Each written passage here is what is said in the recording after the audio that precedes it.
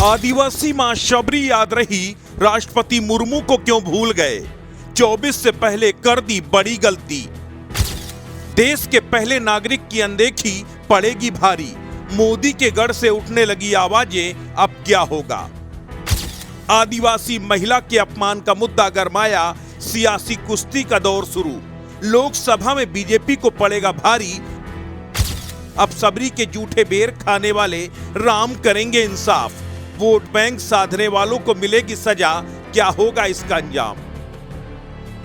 रामलला की प्राण प्रतिष्ठा के बाद प्रधानमंत्री नरेंद्र मोदी मंच पर आए तो उन्होंने सबरी को याद किया। उन्होंने कहा कि आदिवासी मां शबरी का ध्यान होते ही अप्रतिम विश्वास जागृत होता है। मां सबरी तो कब से कहती थी कि राम आएंगे, लेकिन विडंबना देखिए, एक आदिवासी मां को सदियों बाद प्रधानमंत्री मोदी मंच से याद करना नहीं भूलते। प्रदेश की प्रथम नागरिक आदिवासी समाज से आने वाली एक संघर्षशील महिला को रामलला के इतने भव्य कार्यक्रम में बुलाना भूल जाते हैं। यहाँ कुछ लोग कह सकते हैं कि निमंत्रण देना प्रधानमंत्री का काम नहीं था। बात भी सही है, पर राष्ट्रपति द्रौपदी मुर्मू की अनुपस्थिति को क्या प्रधानमंत्री एक बार उल्लेख नहीं कर सकते थे? सवाल ये भी है कि मंदिर ट्रस्ट की तरफ से हजारों लोगों को निमंत्रण दिया गया, फिर राष्ट्रपति को क्यों अनदेखा कर दिया गया? क्या वो पिछड़े समाज से आती हैं इसलिए? गुजरात के ट्राइबल लीडर छोटू बसावा ने तो खुलेआम ये सवाल पूछा है कि आदिवासी हिंदू वर्ण व्यवस्था के 4 वर्णों में नहीं है क्या, इसीलिए राष्ट्रपति को नहीं बुलाया गया।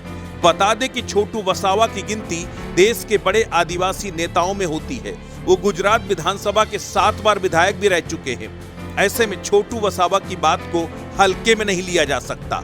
हालांकि सिर्फ छोटू बसावा ही नहीं, कई लोग राष्ट्रपति को नहीं बुलाने को उनके अपमान से जोड़कर भी देख रहे हैं। गौर करने वाली बात यह है कि यह हाल तब है जब देश में आदिवासियों को लेकर राजनीति गर्म है। प्रधानमंत्री समेत सभी नेता हर मंच पर आदिवासी वोट बैंक को साधते दिखते हैं, लेकिन मौका पड़ने पर राष्ट्रपति जैसे पद पर बैठी देश की सम्मानित महिला द्रौपदी मुर्मू को भुला दिया गया।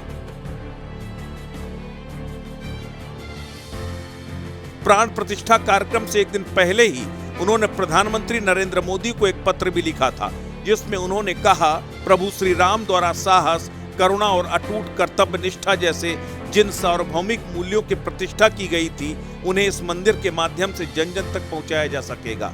लेकिन सवाल ये कि क्या सच में ऐसा होगा? क्योंकि यहाँ तो राम नाम की धुन सिर्फ राजनीतिक नफे के लिए बजती हुई सुनाई दे रही है। राष्ट्र इंडिया के लिए ब्यूरो रिपोर्ट।